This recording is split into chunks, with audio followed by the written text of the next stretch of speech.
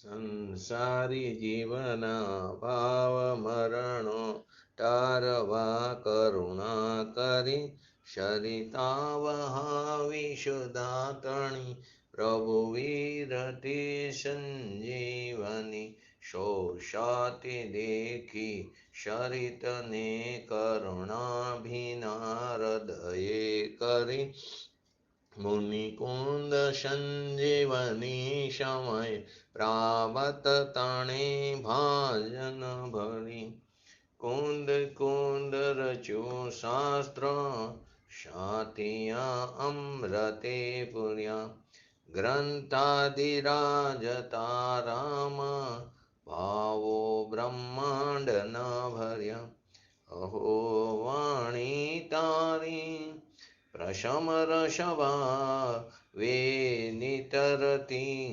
મુમુક્ષુને પાતી અમૃત રસ અંજલિ ભરી ભરી અનાદિની મૂર્છા વિષતણી ત્વરાથી ઉતરતી વિભાવેતી થંભે સ્વરૂપ ભણી દોડે પરિણતિ તું છે નિશ્ચય ગ્રંથ ભંગ સગરા વ્યવહારના ભેદવા તો પ્રજ્ઞાક્ષિણી જ્ઞાનને ઉદયની સંદેશ હું છેદવા સાથી સાધકનો તો વાનો જગનો સંદેશ મહાવીરનો વિષમો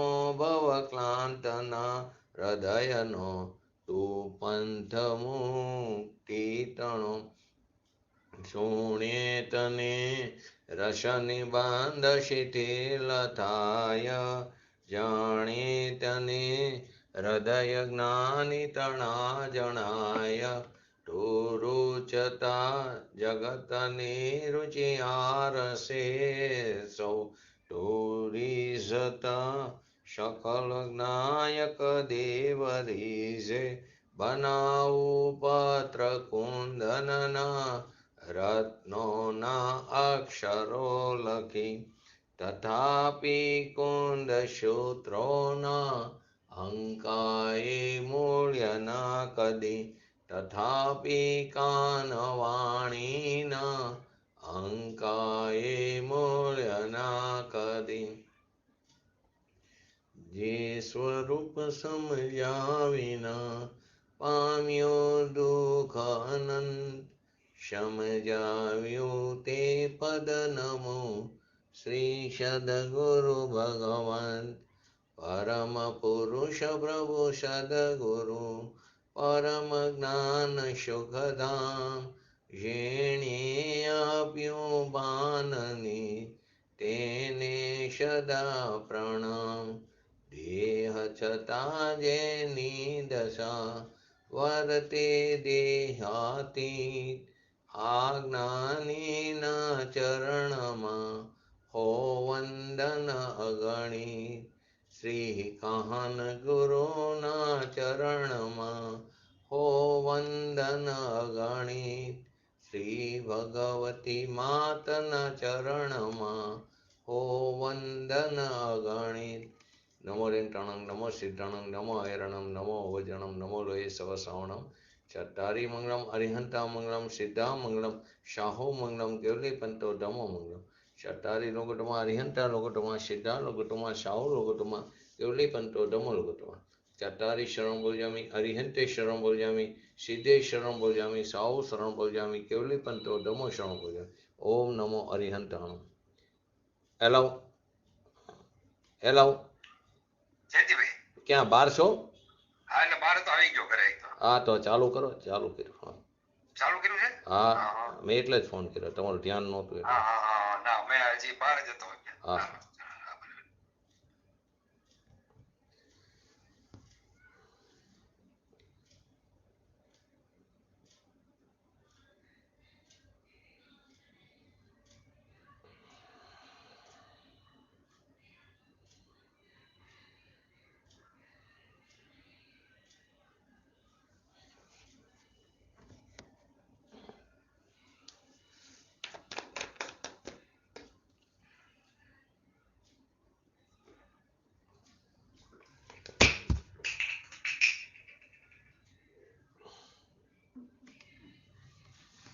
આત્મા અને આશ્રવ ત્રણો આપણે સમયસાર શાસ્ત્રની કર્તા કર્મ અધિકારની 69 અને 70 નંબરની ગાથા ચાલે છે. તો એનું હરિગીત: આત્મા અને આશ્રવ ત્રણો જ્યાં ભેદ જીવ જાણે નહીં, ક્રોધાદિમાં સ્થિતિ ત્યાં લગી અજ્ઞાની એવા જીવની.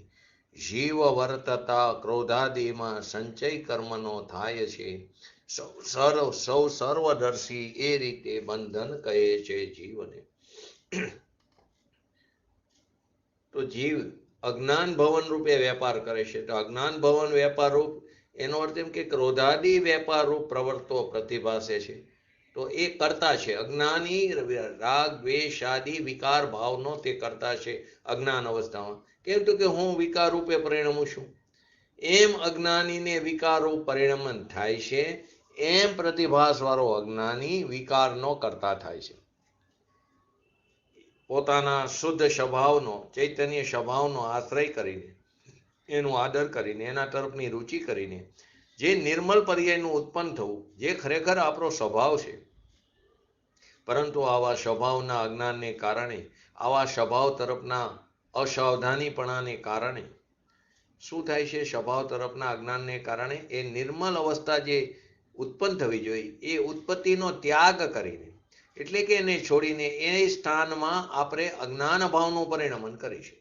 જે સ્થાને ખરેખર નિર્મલ અવસ્થા ઉત્પન્ન થવી જોઈએ, પોતાના સ્વભાવનો અવલંબન લેતા, એનો આદર કરતા, એની રુચિ કરતા તો નિર્મલ અવસ્થા ઉત્પન્ન થવી જોઈએ. પરંતુ એને એ આપણો ખરેખર સ્વભાવ છે, પરંતુ એનો ત્યાગ કરીશું. કેમ તો કે આપણા સ્વભાવના અજ્ઞાનને કારણે. અને એનો ત્યાગ કરીને શું કરીશું? એ સ્થાનમાં અજ્ઞાન ભાવનું પરિણમન કરીશું, એટલે કે વિકાર ભાવનું પરિણમન કરીશું. એ વિકારને જ અહીંયા અજ્ઞાન ભવન કહેવામાં આવ્યું. પોતાનું નિર્મલ ભવન જ્ઞાનાનંદનું, એનાથી વિરોધ વિકારનું અજ્ઞાન. અજ્ઞાન કઈ અપેક્ષાએ કીધું કે તેની અંદર જ્ઞાનનો અંશ નથી. તો અજ્ઞાન ભવન વેપાર રૂપે પ્રવર્તમાન, એટલે કે ક્રોધાદિ વેપાર રૂપે પ્રવર્તો પ્રતિભાસે છે કે હું તો કેવો છું? વિકાર રૂપે પરિણમું છું. એમ એને ભાસ થાય છે. એ વિકારનો કરનારો, એટલે કે કરતા તે અજ્ઞાની છે. અહીં ક્યાંય કર્મની વાત તો છે નહીં, એ તો પદ્રવ્ય છે, એની સાથે તો આપણને કોઈ સંબંધ જ નથી. આવી વાત 6-7મા ગુણસ્થાનમાં ઝૂલતા ભાવલિંગી મુનિરાજ, કે જે 3 કસાય ચોકડીની અભાવરૂપ વિતરાગી પ્રણિતિ ધારણ કરેલા છે, એવા ભાવલિંગી મુનિરાજને વિકલ્પ આવ્યો. એ વિકલ્પ આવ્યો તો શબ્દની રચના ખરેખર શબ્દથી થઈ છે. શબ્દની રચના કરનાર પણ આત્મા નથી, અને એ જે વિકલ્પ આવ્યો એ એમની પ્રવૃત્તિ નથી. એ તો જે વિકલ્પ આવ્યો એના પણ તે જ્ઞાતા દ્રષ્ટા છે. તેનો જ્ઞાતા દ્રષ્ટા રૂપે તે પરિણમન કરું છું, એવો એ હું આત્મા છું એવું એમને ભાન છે, એવો એમનામાં અભિપ્રાય પડેલો છે. તો અજ્ઞાન ભાવન નામ, એટલે કે અજ્ઞાન એવું વેપાર, અજ્ઞાન થવું એવો વેપાર. કેમ તો કે આપણે આપણા સ્વરૂપ તરફ દ્રષ્ટિ નથી ને, પોતાના સ્વભાવ તરફ બેભાનપણાને લીધે, પોતાના સ્વભાવ તરફ દ્રષ્ટિ નહીં હોવાથી, પોતાના સ્વભાવનો સ્વીકાર નહીં કરવાથી, પોતાના સ્વભાવનો સ્વીકાર નહીં હોવાથી, સ્વભાવથી વિરોધ અજ્ઞાન ભાવ, પુણ્ય પાપ દયા દાન વ્રત તપ આદિના જે વિકલ્પ છે એ અજ્ઞાન ભાવ છે. એટલે કે શુભ ભાવને શું કીધું? અજ્ઞાન ભાવ કીધું. શુભ ભાવને પણ અજ્ઞાન ભાવ કીધું. અજ્ઞાનનો અર્થ અહીં મિથ્યાત્વ થતો નથી. અહીં અજ્ઞાનનો અર્થ કે જેની અંદર ચૈતન્યના પ્રકાશનો અભાવ છે, એવા ભાવને અહીંયા અજ્ઞાન ભાવ કહેવામાં આવ્યું છે. ખરેખર આપણી દ્રષ્ટિમાં પોતાના સ્વભાવનો સ્વીકાર હોવો જોઈએ, પોતાના નિજ સ્વરૂપનો સ્વીકાર હોવો જોઈએ, એનો મહિમા હોવો જોઈએ. અને એનો સ્વીકાર થવાથી શું થાય છે? તો આપણી પર્યાયમાં શાંતિ અને આનંદની, આવી મોક્ષ માર્ગની પર્યાયનું પરિણમન થાય. એ જ ખરેખર આપણી દશા છે. જે આપણી અવસ્થામાં તો ખરેખર શાંતિ પ્રગટવી જોઈએ, આપણી અવસ્થામાં તો આનંદની ધારા વહેવી જોઈએ.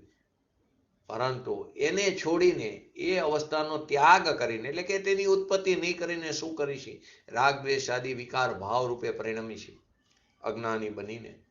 ખરેખર તો પોતાનો સ્વભાવનો સ્વીકાર થવાથી તો શાંતિ અને આનંદની મોક્ષ માર્ગની પર્યાયનું પરિણમન થાય.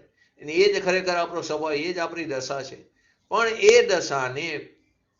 એ દશાને પોતાના શુદ્ધ સ્વભાવનો આદર છોડીને એનો સ્વીકાર નહીં કરીને, એટલે કે એ દશાની ઉત્પત્તિનો ત્યાગ કરીને પોતાના સ્વભાવ પ્રત્યેના અજ્ઞાન ભાવને લીધે અજ્ઞાન ભાવ રૂપે પરિણમીને, એટલે કે વિકાર રૂપે પરિણમતો પ્રવર્તો એને ભાસે છે, એટલે તે અજ્ઞાની વિકારનો કરતા થાય છે.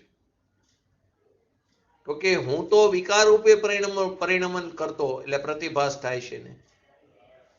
તો કે અહીંયા તો હજી એમ કહે છે કે રાગ કર્યો. આપણે કંઈ પણ કામ કરીને તો તે તમે કોઈ કામ કરી શકતા જ નથી, તમે તે પ્રત્યેનો રાગ કર્યો, તમે એ પ્રત્યેની મમતા કરી છે. તમે ખરેખર પૈસા, તમે એમ કહો હું પૈસા કમાઉં છું, પૈસા તારી પાસે આવતા જ નથી. પૈસા તારે કારણે પણ આવતા નથી. પૈસાને કારણે આવે ત્યારે પુણ્ય કર્મ નિમિત્ત રૂપે હોય છે. એ પૈસો પોતાની યોગ્યતાથી આવે, એની પોતાની એ સમયની વર્તમાન પરી એની યોગ્યતાથી ક્ષેત્રથી ક્ષેત્રાંતર થઈને એની ક્રિયાવર્તી શક્તિને કારણે આવે. તો તે શું કર્યું? તે તો ખાલી તેની મમતા કરી, રાગની. તું પૈસાને અડી પણ શકતો નથી, તો હું પૈસાને અડી શકતો નથી તો હું દાન કેવી રીતે આપું, મેં પૈસા વાપરાયું કેવી રીતે કહેવાય? તો તું અજ્ઞાન દશામાં એનો કરતા બનીને બેઠો છું. વાસ્તવમાં પૈસા તારે કારણે આવતા પણ નથી, તારે કારણે જતા પણ નથી. આપણે તો શું થાય, પહેલો પૈસા કમાવા માટે ટાઈમ બગાડી, પછી એને સાચવવા માટે ટાઈમ બગાડી ને આપણી પર્યાયને વેડફી નાખી છે. જે અમૂલ્ય પર્યાય મળી છે તત્વને સમજવા માટે, એને ઉતારવા માટે, એ પર્યાયને વેડફી છે. તો ખરેખર આપણે શું કરી છે? એ સંબંધીની મમતા કરી છે. તો કે કરતા કેમ થયો જીવ? કે પોતાના શુદ્ધ સ્વરૂપના અજ્ઞાનને લીધે, પોતાના સ્વભાવ પ્રત્યેના બેભાનપણાને લીધે, પોતાના સ્વભાવ પ્રત્યેના અસાવધાનપણાને લીધે વિકારના પરિણમનમાં તે એકત્વ કરે છે અને એ લીન થતો પ્રવર્તો ભાસે છે. કે હું તો કેવો થઈ ગયો? વિકાર રૂપે થઈ ગયો છું. અજ્ઞાની આ રીતે તે વિકારનો કરતા થાય છે. અને આ વાતને જિનેન્દ્ર ભગવાને દિવ્ય ધ્વનિમાં 100 ઇન્દ્રોની હાજરીમાં તે એની જયઘોષ કર્યો આ દિવ્ય ધ્વનિનો, અને ગંધર્વોએ પણ સ્વીકાર કર્યો. કેમ કે આ અનાદિનો અવિરોધ માર્ગ છે, સનાતન સત્ય માર્ગ છે. એટલે કે અજ્ઞાન ભવન એ વ્યાપાર રૂપ એટલે સ્વભાવથી વિરોધ ભાવ રૂપ. એનો અર્થ એમ કે ક્રોધાદિ વેપાર રૂપે, એનો અર્થ એમ કે પુણ્ય પાપ આદિના જે પરિણામ છે એ પરિણામને અહીંયા અજ્ઞાન ભાવ કહીને ત્યાં ક્રોધ કહેવામાં આવ્યો છે. પુણ્ય આદિના પરિણામને અહીંયા અજ્ઞાન ભાવ કહીને ક્રોધ બતાવવામાં આવ્યો છે. એ વિકારમાં પ્રવર્તો થકો, એટલે કે તે પોતાથી પ્રવર્તમાન થાય, કોઈ એને પ્રવર્તમાન કરતું નથી. પોતે સ્વયં પરને આધીન થાય. પરાધીન એટલે સ્વયં પરને આધીન પોતે થાય. પોતે દરેક દ્રવ્ય સ્વતંત્ર છે. તો કે તે પોતાથી પ્રવર્તમાન થાય છે. એટલે કે પ્રવર્તો થકો, એટલે કે અહીં કર્તાની વાત છે ને, કર્તા કર્માધિકાર છે, તો કર્તાને સિદ્ધ કરવો છે. તો પ્રવર્તો પ્રતિભાસે છે, એટલે કે તે કર્તા છે. જેને અજ્ઞાન ભવન રૂપ વિકારનો પ્રતિભાસ થાય છે કે હું તે રૂપે થઉં છું, હું તે રૂપે થઉં છું. વિકારનો પ્રતિભાસ થાય કે હું વિકાર રૂપે પરિણમું છું, હું વિકાર રૂપે થાઉં છું. એ અજ્ઞાની વિકારનો કરતા થાય છે. બોલો. દોષ આવતો નથી ને? હા, ઈતરેતર ઈ તો આગળ આવી ગયું ને, આગાથામાં આગળ આવ્યું ને. હા, ઈતરેતર આ રીતે અનાદિ સંતાન પ્રવાહ, એટલે એક ધારો, એટલે કે નવી પર્યાય. શું કીધું? કે કઈ અપેક્ષાને ઈતરેતર દોષ કીધો? કે અનાદિ અજ્ઞાનથી તો કર્તા કર્મની પ્રવૃત્તિ છે ને, એ કર્તા કર્મની પ્રવૃત્તિથી બંધ છે, અને એ બંધના નિમિત્તથી શું છે? અજ્ઞાન છે. એટલે આ અનાદિથી અવિરત પ્રવાહ ચાલુ આવે છે. તેથી તેમાં ઈતરેતરા દોષ નથી આવતો. ફરી વાર શું કીધું? ઈતરેતરા કેમ કીધું? કેમ ઈતરેતરા કીધું? બોલો.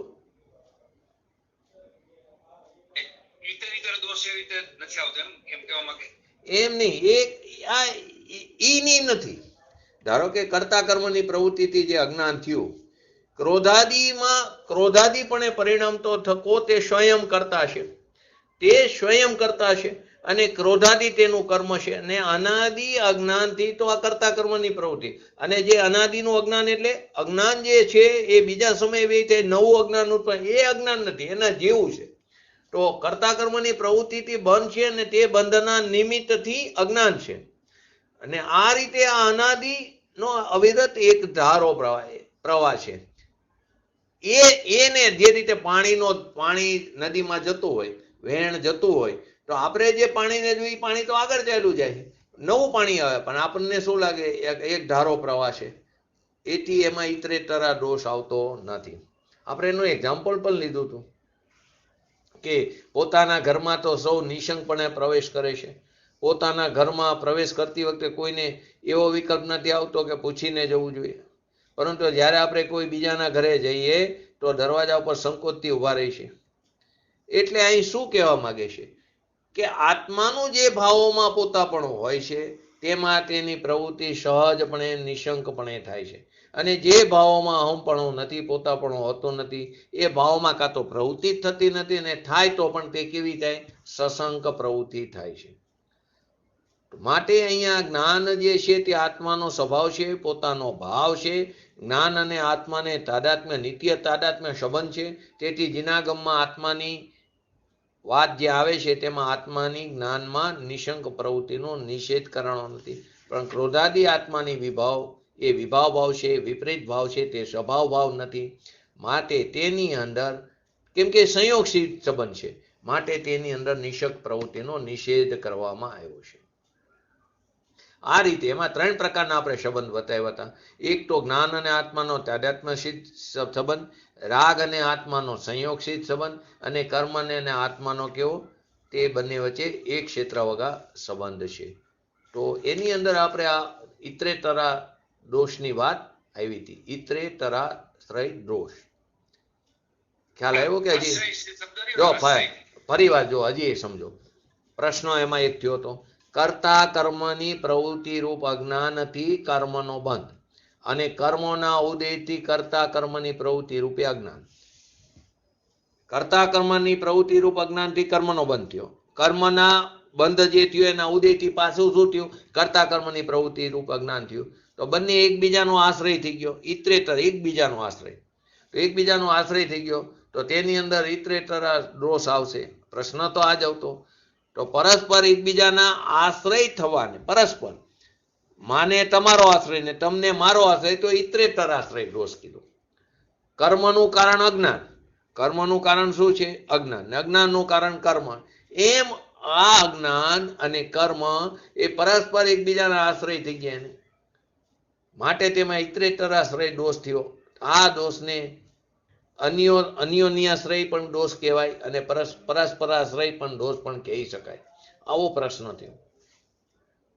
તેનું આપણે એક્ઝામ્પલથી સમજાતા કે આ જાતનો દોષ તો બીજમાંથી વૃક્ષ અને વૃક્ષમાંથી બીજને પણ આપી શકાય, પરંતુ તે બરાબર નથી. કારણ કે જે બીજથી જે વૃક્ષ ઉત્પન્ન થાય છે, આ એક નંબરનું બીજ છે, એનાથી જે વૃક્ષ ઉત્પન્ન થયું તે બીજથી તે જ વૃક્ષથી ઉત્પન્ન નથી થતું.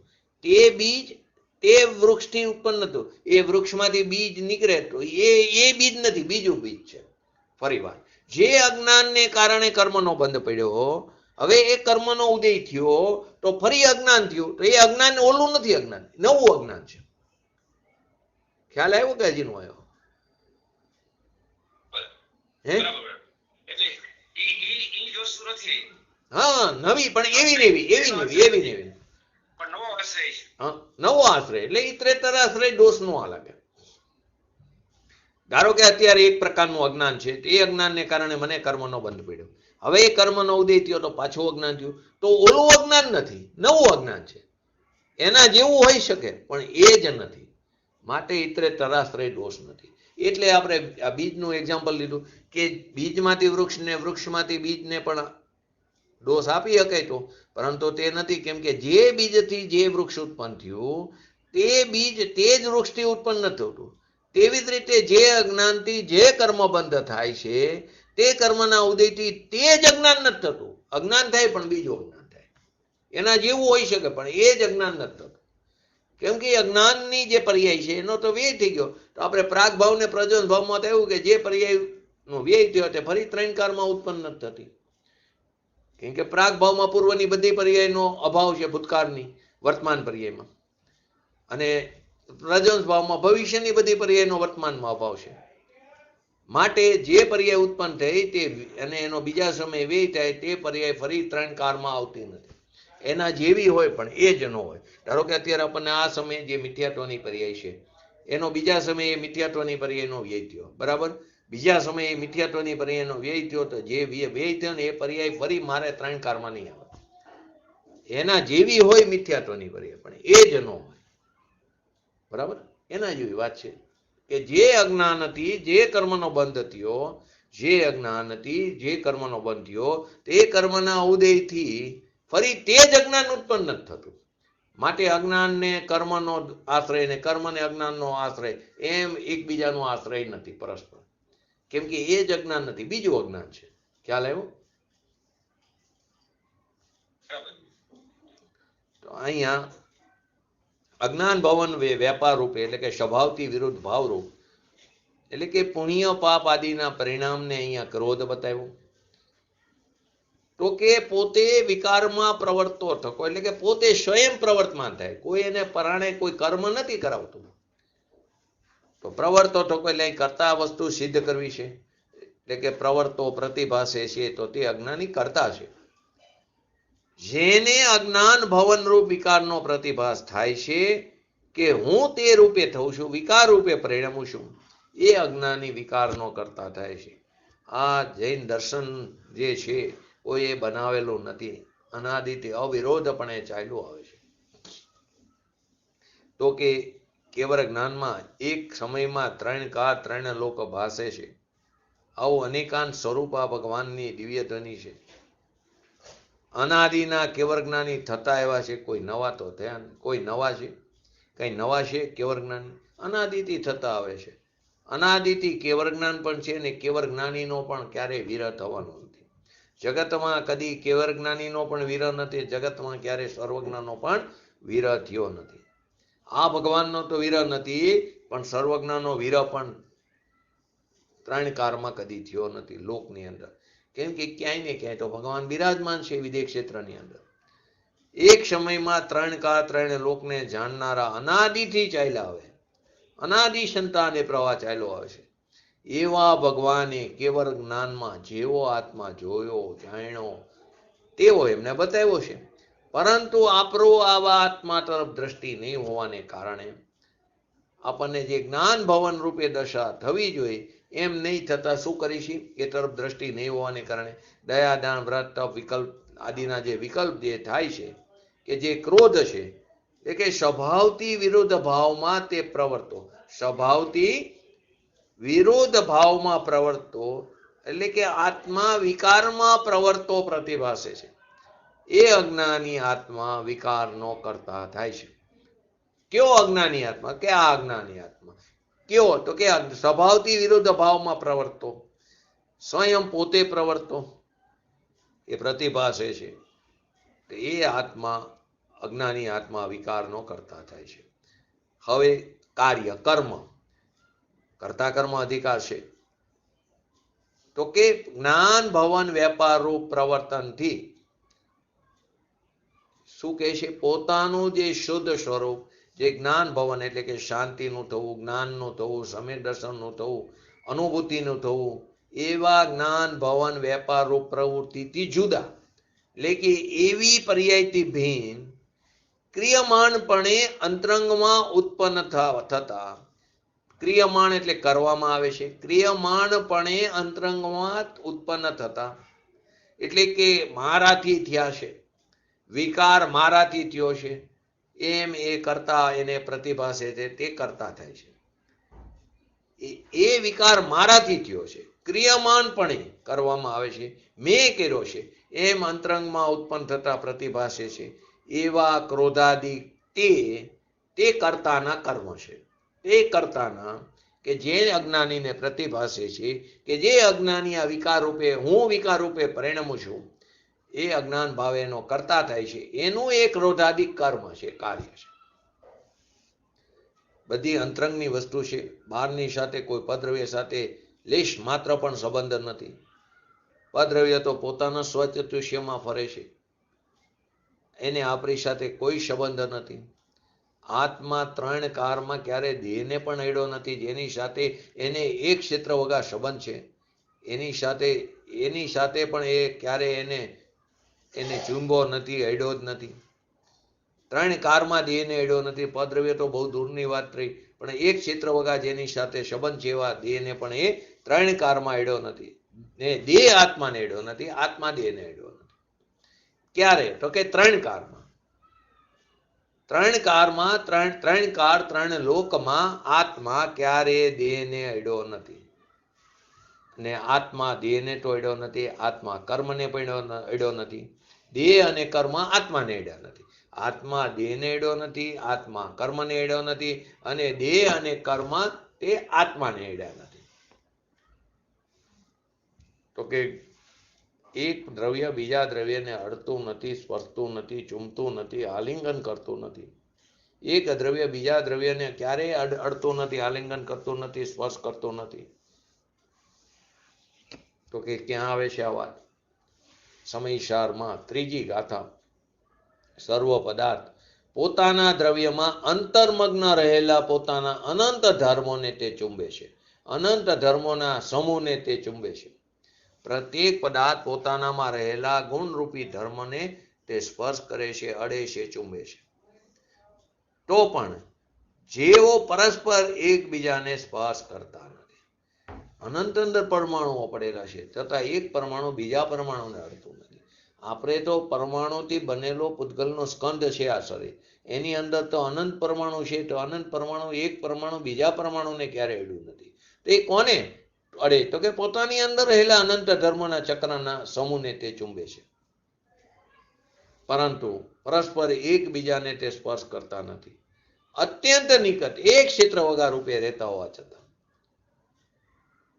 પ્રત્યેક આત્મા અને પ્રત્યેક રજકણ, પ્રત્યેક આત્મા અને પ્રત્યેક રજકણ પોતાની અંદર રહેલા અનંત ગુણરૂપ ધર્મને તે ચુંબે છે. અનંત ગુણ જે એની અંદર છે તેને અડે છે, ચુંબે છે, આલિંગન કરે છે. તો પણ એક દ્રવ્ય બીજા દ્રવ્યને ક્યારે પણ અડતું નથી. ત્રણ કાર ત્રણ લોકમાં. જો અંદર એ ત્રીજી ગાથાની અંદર છે, સર્વ એવમ સ્વકીય દ્રવ્યાંતર મગ્નાંત સર્વ ધર્મ ચક્ર ચુંબીનો ડપી. સર્વ એમ સર્વક્રિય દ્રવ્યાંત મગ્ન, તો કે દ્રવ્યમાં રહેલા અનંત સ્વધર્મના સમૂહને, સ્વધર્મ ચક્રના સમૂહને ચુંબીનો ડપી એટલે કે ચુંબે છે, છતાં પણ પરસ્પર ચુંબતો દત્યંત એટલે કે શું કહે છે કે કોઈ એકબીજાને અડતા નથી, સ્પર્શ કરતા નથી. કર્મનો ઉદય એ તો જડની પર્યાય છે, આત્મા તેને અડ્યો નથી. તો પ્રશ્ન કરે, નિશ્ચયથી અડે નહીં પણ વ્યવહારથી તો અડે ને?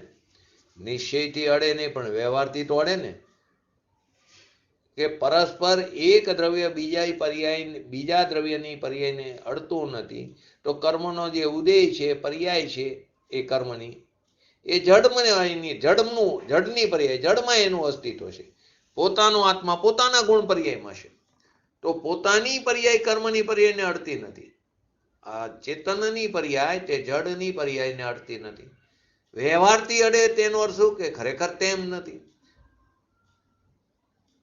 પરસ્પર કેમ કે પરસ્પર કોઈ દ્રવ્યની પર્યાયને અડતો નથી, આલિંગન કરતું નથી. પોતાની પર્યાય કર્મની પર્યાયને અડતી નથી. જો આપણે પૂજ્ય ગુરુદેવશ્રીની લાકડી હતી, તો પૂજ્ય ગુરુદેવશ્રીની લાકડીની ઘણી વાર ચોરી થઈ જતી હતી, કેમ કે લાકડી ફરે ને પૈસા આવે એવી એક માન્યતા હતી.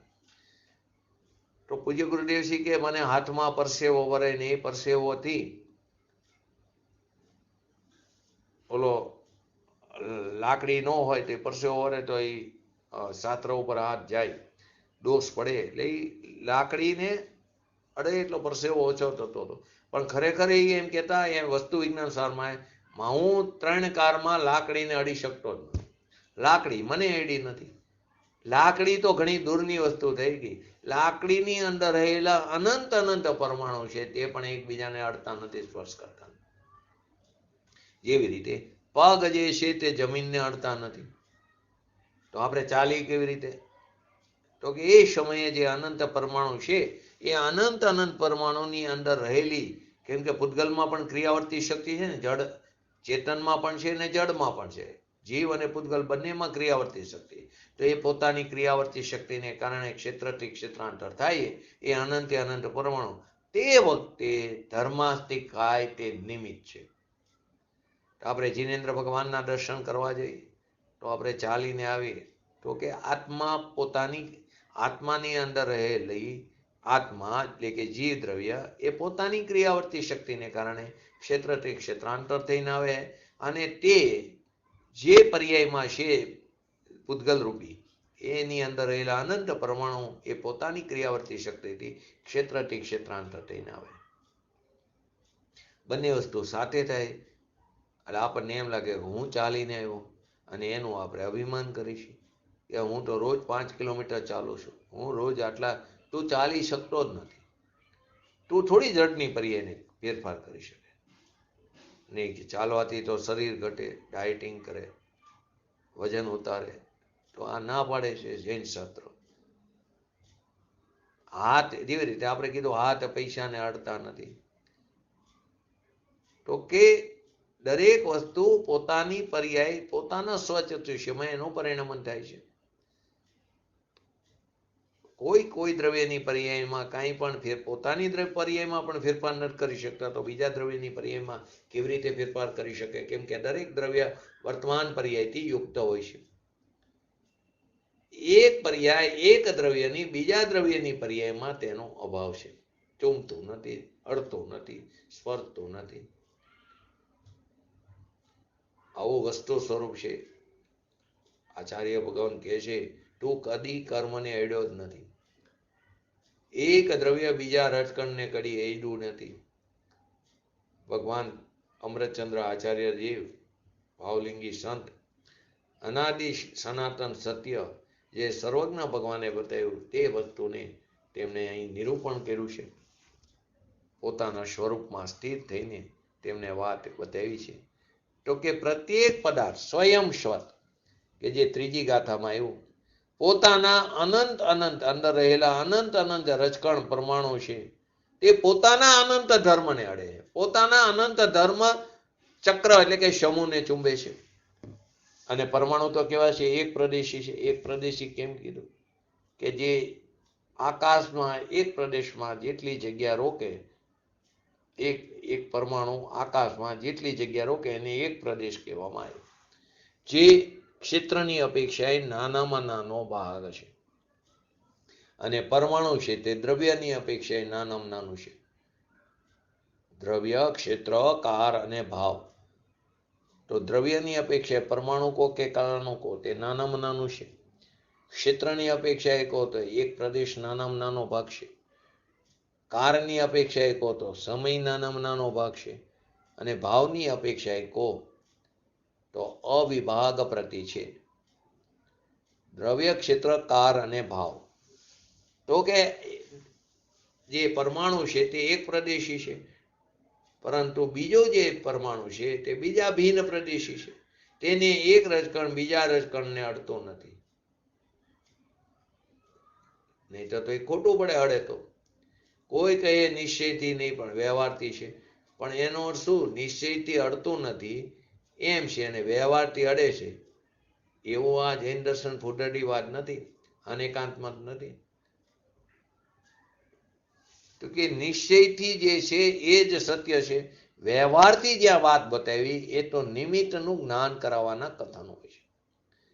નિમિત્ત કોણ છે ત્યાં તેનું ત્યાં જ્ઞાન કરાયું છે. પણ નિમિત્ત તેને અડે છે એમ ત્રણ કારમાં નથી. જો નિમિત્ત તેને અડે તો ત્રણ કારમાં જો નિમિત્ત તેને અડે તો મહાતત્વનો વિરોધ થઈ જાય, વસ્તુ સ્વરૂપનો વિરોધ થઈ જાય. પરંતુ ત્યાં જ્યાં શાસ્ત્રમાં વાત એવી હોય તે નિમિત્તનું જ્ઞાન કરાવવાના કથન છે કે ત્યાં નિમિત્ત કોણ ચીજ છે તેનું જ્ઞાન કરાયું. નિમિત્ત એટલે કોઈ એવું કઈ વસ્તુ નથી, અનુકૂળ વસ્તુ કાર્ય થતી હોય જ્યારે કોઈ પણ કાર્ય થતું હોય ત્યારે તેમાં અનુકૂળ વસ્તુ ઉપર નિમિત્તપણાનો આરોપ આવે છે. એ પણ એક ઉપાદાન છે. ઉપાદાનની અપેક્ષા, એને નિમિત્ત કીધું એની અપેક્ષા, એ ઉપાદાનને નિમિત્ત કહેવામાં આવે. તો નિમિત્ત નામની કોઈ બીજી ચીજ નથી. એ અનુકૂળ વસ્તુ કાર્ય થતું હોય ત્યારે એની હાજરી હોય છે. તો કે જ્યાં નિમિત્તનું એટલે કે એવા કથન આવે ત્યાં નિમિત્તનું જ્ઞાન કરાવવાના કથન હોય છે. વસ્તુ વિજ્ઞાન સારમાં આવે છે. આપણે એ પણ વારંવાર લીધું કે જે રોટલી છે એ રોટલી દાંતથી આપણે રોટલીને કટકા કરી તો દાંતથી થોડા રોટલીના કટકા થાય, કેમ કે રોટલીને દાંત 3 કારમાં અડ્યો જ નથી. 3 કાર 3 લોકમાં રોટલીને દાંત અડ્યો જ નથી. દાંત નથી અડ્યો, જીભ અડી નથી, તો આત્મા તો ક્યાંય દૂરની વસ્તુ થઈ ગઈ. આ જીભના રજકણ દાંતને અડ્યા નથી, જીભના રજકણ દાંતને અડ્યા નથી, દાંત જીભના રજકણને અડ્યો નથી, રોટલી જીભને કે દાંતને અડ્યો નથી. જો રોટલી જીભને અડે તો એક દ્રવ્ય થઈ જાય. બંને દ્રવ્યના બદલે એક દ્રવ્ય થઈ જાય. એક દ્રવ્યનો લોપ થઈ જાય તો એક દ્રવ્યનો લોપ થાય તો 6 દ્રવ્યનો લોપ થાય તો વિશ્વ વ્યવસ્થાનો લોપ થાય, વિશ્વનો નાશ થાય. તો એક દ્રવ્ય થઈ જાય જો રોટલી જીભને અડે તો. આવી વસ્તુ સ્વરૂપની ખરેખર આવી યથાર્થ શ્રદ્ધા કરવી જોઈએ. ને આવી યથાર્થ શ્રદ્ધા નહીં થાય ત્યાં સુધી સમ્યક દર્શન, પોતાના આત્માની પ્રતીતિ નહીં થાય, અનુભૂતિ નહીં થાય. તત્વનું જેવું સ્વરૂપ છે એમ પહેલા જ્ઞાનમાં એનો યથાર્થ નિર્ણય આવવો જોઈએ. એવો નિર્ણય નહીં આવે ત્યાં સુધી પોતાના સ્વભાવ સન્મુખ એને દ્રષ્ટિ થતી નથી. કેમ કે આ વસ્તુને પચાવી અઘરી. કોઈ એમ કે તારો પગ જમીનને અડતો નથી, તો કે અડે તો છે. સ્પર્શતો થાય તો કે નથી થતો. જો અડે તો એક દ્રવ્ય થઈ જાય. પગના અંદર રહેલા પરમાણુ અને નીચેના પરમાણુ બધું એક થઈ જાય. તો એક દ્રવ્ય થઈ જાય તો 6 દ્રવ્યોમાંથી એક દ્રવ્યનો નાશ થઈ જાય. હવે આ વસ્તુ પચાવી ખૂબ અઘરી છે, કેમ કે અહીં કર્તૃત્વનો શેદ ઉડે છે. આપણે કહીને આપણે લીધું હતું 4 અભાવ વખતે કે રોટલી આત્મા ખાતો નથી, રોટલી શરીર ખાતો નથી. તો આપણે તો નાનાથી મોટા થયા ત્યાં સુધીમાં કેટલી રોટલી ખાઈ ગયા. તો શું થયું છે?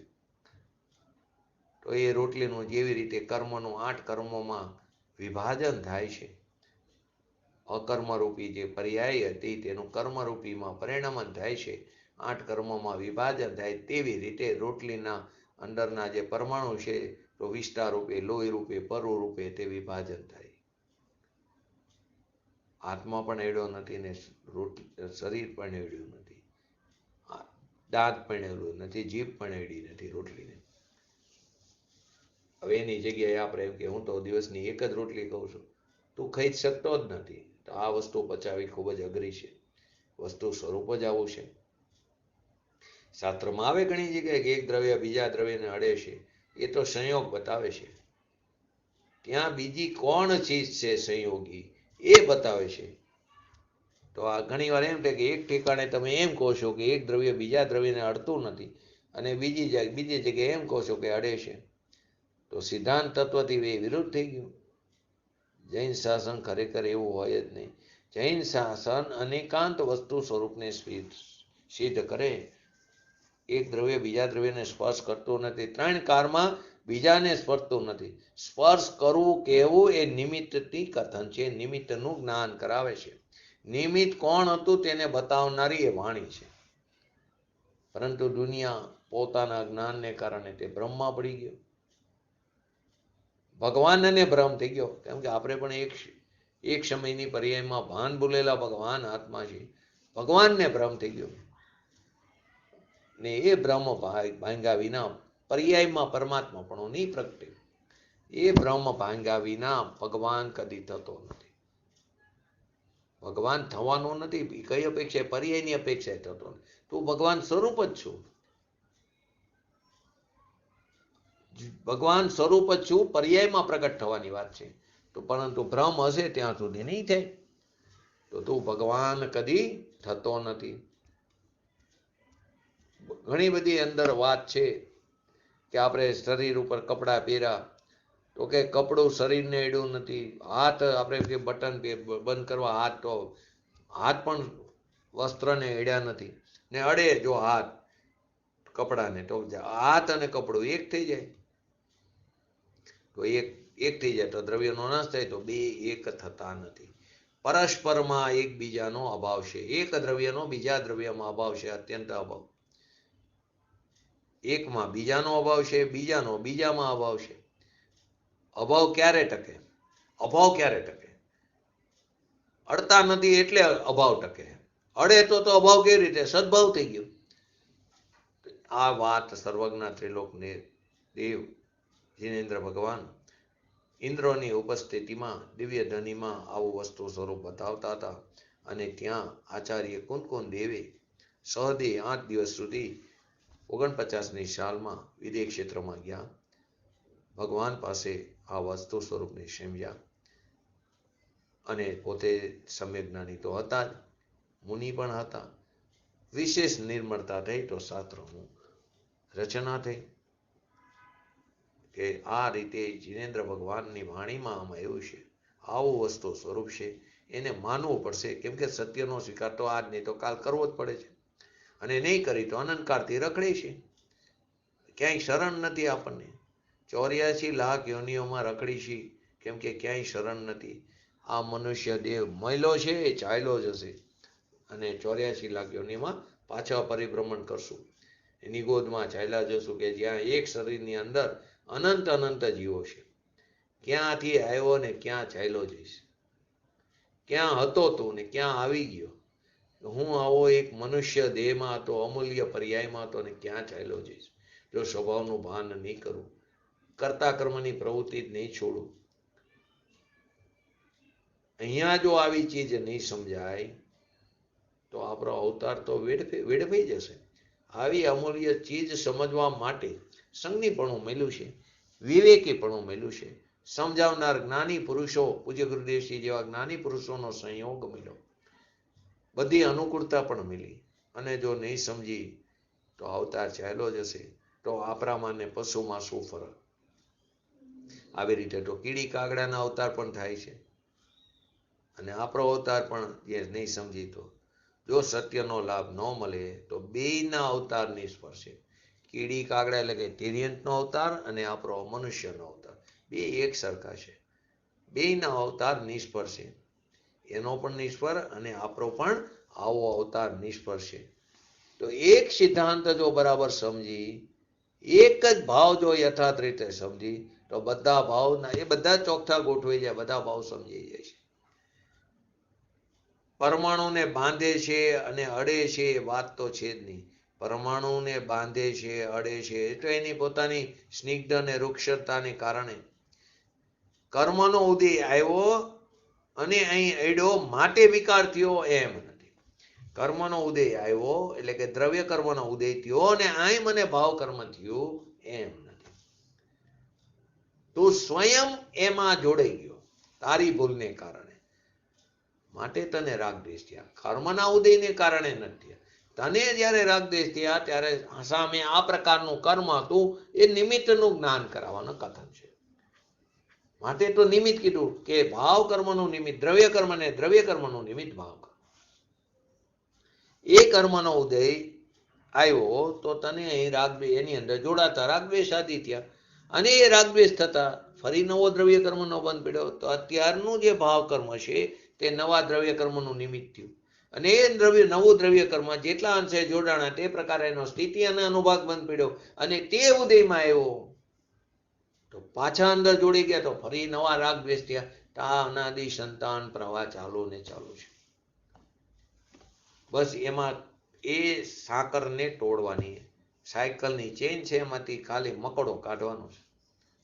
તો કેવી રીતે થશે? આપણે વિકલ્પને અટકાવી નથી શકતા. જે કંઈ કર્મનો ઉદય આવે તો રાગ દ્વેષ આદિ જે કંઈ થાય એમાં જોડાવું કે ન જોડાવું એટલું જ આપણે કરી શકીએ. ભૂમિકા અનુસાર થશે રાગ, પણ રાગનો રાગી નતો ને એનો માલિક નતો, ને એ રાગને પણ જ્ઞાતા દ્રષ્ટા થઈને જાણવાનું છે. જો એની અંદર જોડાઈ ગયો તો સાયકલ ચાલુ છે. હવે એની અંદર નહીં જોડે, જે રાગ આવ્યો એ તો કર્મનો ઉદય આવ્યો તો એની નિદ્રા થઈ જવાની છે, એની સ્થિતિ પૂરી થતા એ ખરી જવાનું છે. તું એની અંદર નહીં જોડાય તો નવો દ્રવ્ય કર્મનો બંધ નહીં થાય. નવો દ્રવ્ય કર્મનો બંધ નહીં થાય તો એ ઉદયમાં નહીં આવે. એ ઉદયમાં નહીં આવે તો રાગદ્વેષ નહીં થાય. એ રાગદ્વેષ નહીં થાય તો ફરી નવો દ્રવ્ય કર્મનો બંધ નહીં થાય. તો આમ કરતા કરતા જીવ દ્રવ્ય કર્મ, ભાવ કર્મ, નો કર્મથી વિહીન એવી સિદ્ધ દશાને પામે છે.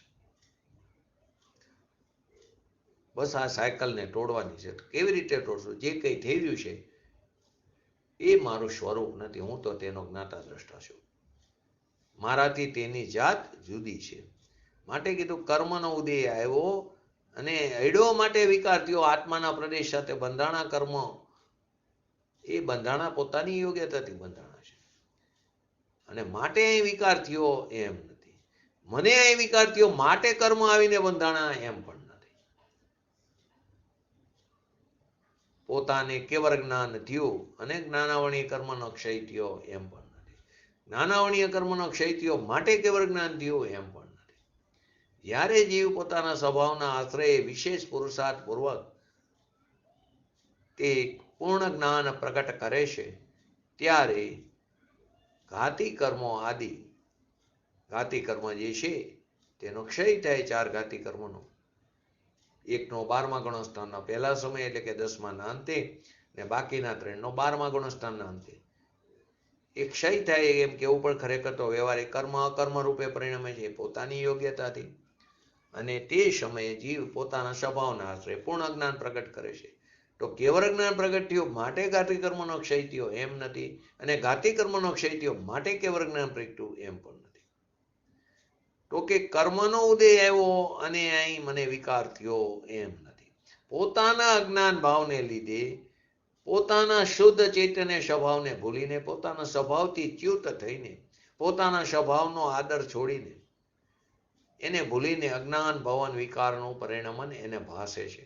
એટલે કે હું પરિણમું છું એ અજ્ઞાની વિકારનો કરતા થાય છે. મારાથી રાગ થયો, મારાથી રાગ થયો છે એ અજ્ઞાનીનું કર્મ છે. મારાથી રાગ થયો છે એ અજ્ઞાનીનું કાર્ય છે. તો જ્ઞાન ભવન વેપારરૂપ પ્રવર્તનથી જુદા એટલે કે પહેલામાં અવસ્થાનો ત્યાગ કરીને કીધું તું કર્તામાં, અહીંયા કીધું કે જ્ઞાન ભવન વેપારરૂપ પ્રવર્તનથી જુદા. કર્તામાં શું બતાવ્યું કે એનાથી ત્યાગ કરીને પોતાનો જે ભગવાન આત્મા છે કે જે શિવ સ્વરૂપના જ્ઞાન ભવન માત્રથી જે પર્યાય થવી જોઈએ એ અવસ્થાનો ત્યાગ કરીને, એટલે કે ઉત્પન્ન ન કરીને અજ્ઞાન ભવન વેપારમાં પ્રતિભાસે છે તે અજ્ઞાની વિકારનો કરતા થાય છે. આ પ્રવાહ અનાદિથી ચાલ્યો આવે છે તો બ્રહ્મ અંદર ઘૂસી જાય છે. લોક સ્થિતિ જ એવી થઈ ગઈ કે જાણે સંયોગથી કાર્ય થાય છે. રોટલી હોય, વેલણ, રોટલી થાય, વેલણ હોય, પાટલી હોય, લોટ હોય તો જ રોટલી થાય. એ ખ્યાલ નથી સિદ્ધાંતની કે ત્યાં 6 દ્રવ્યનું પરિણમન થાય છે. તત્વસૂત્રની અંદર ટોપીનું એક્ઝામ્પલ છે એની અંદર. તો કે સંયોગથી કાર્ય થાય છે એમ એને ભાષે છે. અનાદિથી ભ્રમ થઈ ગયો છે. શ્રીમદ રાજચંદ્રજીએ બતાવ્યું છે લોક સ્થિતિ એવી છે કે સત્યનું ભાવન કરવું મુશ્કેલ છે. લોકમાં પરિસ્થિતિ જેવી કે સત્યનું સમજવું ખૂબ જ એને અઘરું પડે છે. અસત્યનું ભાવન એટલે કે એનો આગ્રહ થઈ જાય એવી સ્થિતિ અત્યારે લોકની અંદર કારના પ્રભાવને કારણે, અને ખરેખર તો એવા જ જીવ છે, એવા જીવની હોનારા જેવી છે માટે તેને આવું આગ્રહ થઈ જાય છે કે આમ થયું તે આનાથી આમ થયું એવો એને ભ્રમ ઉત્પન્ન થાય છે. બાકી કોઈની પર્યાય કોઈથી 3 કાળમાં કદી થતી નથી. કોઈની પણ પર્યાય કોઈથી પણ, ઇવન જીનેન્દ્ર ભગવાનથી પણ કોઈની પર્યાય 3 કાળમાં કદી થતી નથી. ને અહીં આપણે મૃત્યુંજયના જાપ કરી કે એનાથી આ આયુષ્ય વધે. કોઈથી કોઈની પર્યાય 3 કાળમાં કદી થતી નથી. કોઈની પર્યાય કોઈથી 3 કાળમાં થતી નથી. 2 વાત લીધી અહીં કે પોતાની જ્ઞાન ગુણ માત્ર ક્રિયાને છોડીને જે અજ્ઞાન રૂપે પર્યાયથી હું પ્રવર્તું છું, પરિણમું છું, એ અજ્ઞાનીને કરતા ભાસે છે. અને જ્ઞાન ભવન વેપાર રૂપ પ્રવૃત્તિથી ભિન્ન ક્રિયમાણ એટલે કે મારાથી થયું છે, મારાથી કરવામાં આવે છે એટલે કે મેં કર્યું છે એમ અંતરંગમાં ઉત્પન્ન થવાથી વિકાર પરિણામ હું કરું છું એમ એને પ્રતિભાસ થાય છે. અને એ વિકારી ક્રોધાદી પરિણામ એ અજ્ઞાનીનું કર્મ એટલે કે એનું કાર્ય છે. શાસ્ત્રોમાં સર્વજ્ઞ ભગવાને આ વસ્તુ સ્વરૂપને બતાવ્યું છે, પણ એ શું કહે છે શબ્દો અપરિચિત હોવાથી, પોતાના સ્વભાવ તરફની રુચિ નહીં હોવાથી એને અણગમો આવે છે કે ખબર નથી, અને પોતાની કલ્પનાથી તે વસ્તુ સ્વરૂપને જુદી રીતે માની લે છે. એમાં કોઈને કંઈ કરી શકતું નથી. માટે જ દીપચંદજીએ કીધું કે તેરી શુદ્ધતા ભી બળી ઓર તેરી અશુદ્ધતા ભી બળી, કેમ કે દરેક દ્રવ્ય સ્વતંત્ર છે. આ પ્રમાણે અનાદિ કાળની અજ્ઞાનથી થયેલી બે પ્રકાર લીધા કે પોતાનું શુદ્ધ ચૈતન્ય સ્વરૂપ જ્ઞાન ભવનની ક્રિયાનો એટલે કે પોતાની જે જ્ઞાતા દ્રષ્ટા એવી ઉદાસીન દશાનો ત્યાગ કરીને વિકાર રૂપે હું પરિણમું છું એમ ભાસ થયો એ અજ્ઞાની વિકારનો કરતા છે. અને જ્ઞાન ભવન રૂપ પર્યાયથી જુદા જે વિકાર છે તે મારાથી ક્રિયમાણ એટલે કે તે મારાથી થયા એમ પ્રતિભાસે તે અજ્ઞાનીનું કર્મ એટલે કે કાર્ય છે. પરની દયાના કામ તો ક્યાંય દૂરની વાત રહી ગઈ, પણ પરની દયાનો જે શુભ ભાવ પોતાની અંદર આવ્યો, એ શુભ ભાવમાં હું પ્રવર્તું છું એ મારું કાર્ય છે, તો તે ખરેખર તારા સ્વભાવ પ્રત્યે ક્રોધ કર્યો છે, તે તારા સ્વભાવ પ્રત્યે દ્વેષ કર્યો છે, તે તારા સ્વભાવ પ્રત્યે ઘાત કર્યો છે, તે તારા સ્વભાવની હિંસા કરી છે, તે તારી જ્ઞાતા દ્રષ્ટાની દ્રષ્ટિને તે છોડી દીધી.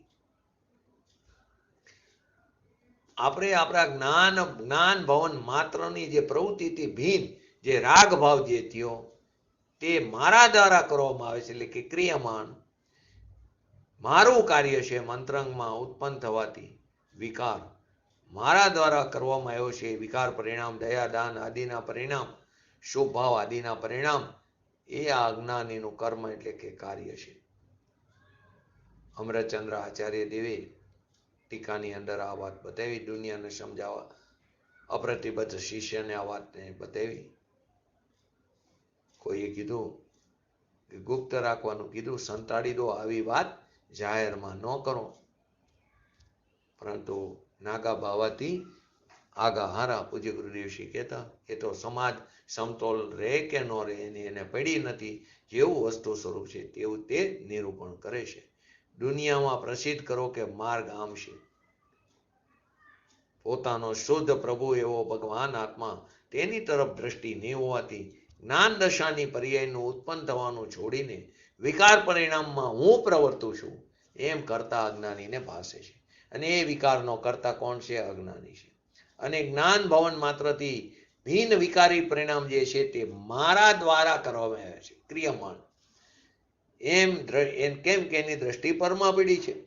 તો સ્વભાવના ભવન માત્રનો એને ત્યાગ કર્યો, એટલે કે ઉત્પન્ન નહીં કરીને એ વિકારી પરિણામ મારું કર્મ છે, અજ્ઞાનીનું તે કાર્ય છે.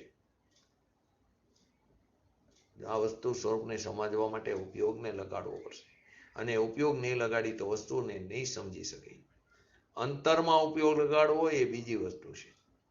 સત્યનું શરણ જો નહીં લઈએ, સત્ય વસ્તુનું શરણ નહીં લઈએ તો ક્યારેય આત્માના જન્મ મરણ નહીં મટે ને 84 લાખ યોનિઓમાં બહુ ભ્રમણ ભટકવાનું ચાલુ રહેશે. તો અનાદિકાળના અજ્ઞાનથી આવો અનાદિ સંતાન પ્રવાહ ચાલ્યો આવે છે. કર્મને કારણે અજ્ઞાન એમ નથી લીધું, અનાદિકાળના પોતાના અજ્ઞાન ભાવને લીધે. કર્મનું બહુ જોર છે માટે અજ્ઞાન થયું એમ નથી વાત કરી. એમ ત્રણ કાળમાં ક્યારેય નથી. એક દ્રવ્યનું બીજા દ્રવ્યમાં ક્યારેય જોર પણ લાગતું નથી. પૃથક થઈને તે તો તટસ્થ ઉભા છે. તો કે અનાદિકાળના અજ્ઞાનથી થયેલી આ આત્માની કર્તા કર્મની પ્રવૃત્તિ છે. ને આવા અજ્ઞાનથી અનાદિકાળની વિકારી પરિણામનો હું કરતા અને એ મારા દ્વારા કરવામાં આવેલું કામ એટલે કે કાર્ય એટલે કે કર્મ,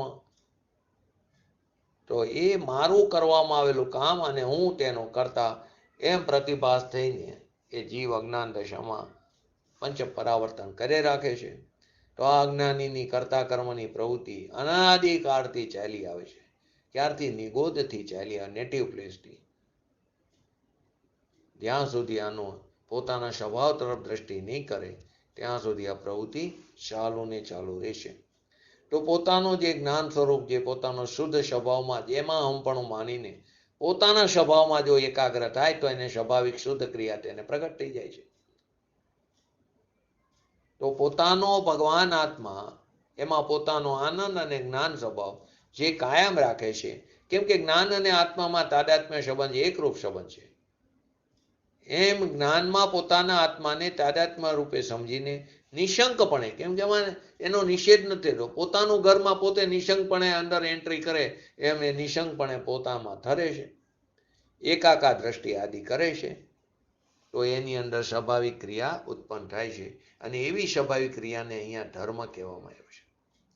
અને એ સ્વાભાવિક ક્રિયા ધર્માત્મા, એ સ્વાભાવિક ક્રિયા ધર્માત્મા, આત્મા એનો કર્તા થાય છે. અને સ્વાભાવિક ક્રિયા તે કર્તાનું કર્મ થાય છે. અને જ્યાં સુધી તે આત્મા પોતાના સ્વભાવ ઉપર દ્રષ્ટિ નહીં કરે, પોતાના જ્ઞાન સ્વરૂપમાં દ્રષ્ટિ નહીં કરે, તો પર્યાયમાં વિકાર ભાવ ઉત્પન્ન થાય છે. અને એ વિકાર ઉપર લક્ષ, એની અંદર રુચિ આશ્રય કરીને એમાં પ્રવર્તે છે. તો વિભાવિક ક્રિયા ઉત્પન્ન થાય, જેને અહીંયા અધર્મ કહેવામાં આવ્યું છે. પોતાનો શુદ્ધ સ્વભાવ જે છે એને છોડીને વર્તમાનમાં જે પુણ્ય પાપ રાગ દ્વેષ આદિના જે વિકલ્પ ઉત્પન્ન થાય છે, એ રાગમાં પ્રવર્તમાન પોતાને ભાષિત થાય. અને રાગ મારું કર્તવ્ય ને હું તેનો કરતા છું, ત્યાં સુધી અજ્ઞાની વિકારનો કરતા, એ અજ્ઞાનીનો જીવ વિકારનો કરતા આત્મા થાય છે. અને એ વિકાર એનું કાર્ય થાય છે. પોતાના અજ્ઞાનને લીધે આ વસ્તુને આપણે વિશેષ ચર્ચા કાલે કરીને પછી આગળ કર્તા કર્મ અધિકારમાં ચાલશું. તો આપણે આ કર્તા કર્મની જે પ્રવૃત્તિ છે એ પ્રવૃત્તિથી નિવૃત્તિ લઈને તો ક્યારે આવશે? પોતાના સ્વભાવ તરફ દ્રષ્ટિ કરીને એનાથી નિવૃત્ત થઈને પોતાની જ્ઞાન ભવન માત્ર રૂપે જે પોતાની સ્વાભાવિક ક્રિયા છે એની અંદર લીન થઈ, એકાકાર થઈ, તો ધર્મની ક્રિયા ઉત્પન્ન થાય છે. એ મારું ખરેખર કર્તવ્ય છે એવો પોતાના સ્વભાવની અંદર એકત્વ કરીને શીઘ્ર ને શીઘ્ર ઠરી અને શાદી આનંદકાર સુધી આવ્યા બાદ સુખનો ભોગવટો કરી એવી પરમ વિરલ ભાવના સાથે આજનો વ્યક્તિત્વ પૂરું કરું. જય શ્રી બોલો જીન મણીષ. अनंत उपकार है उसके लिए जिन वाणी मात को वंदना शत बार है, वंदना शत बार है. नमो रिंगणं नमो सिद्धणं नमो ऐरणं नमो अवजणं नमो लोय सवसावणं चत्तारि मंगलम अरिहंता मंगलम सिद्धा मंगलम साहो मंगलम केवले पंतो धम्मो मंगलम. चत्तारि लोकोत्तमा अरिहंता लोकोत्तमा सिद्धा लोकोत्तमा साहो लोकोत्तमा केवले पंतो धम्मो लोकोत्तमा. चत्तारि शरणं भोजामि अरिहंते शरणं भोजामि सिद्धे शरणं भोजामि साहो शरणं भोजामि केवले पंतो धम्मो शरणं भोजामि. बोलिए श्री पंच परमेष्ठी भगवंतोनो जय हो. बोलिए श्री जीनवाणी मातनो जय हो. बोलिए श्री परम पूज्य परम उपकारी श्री सद्गुरु देवनो जय हो. बोलिए श्री कृष्णमूर्ति भगवती मातनो जय हो. बोलिए श्री सनातन जैन दिगंबर धर्मनो जय हो. जय हो.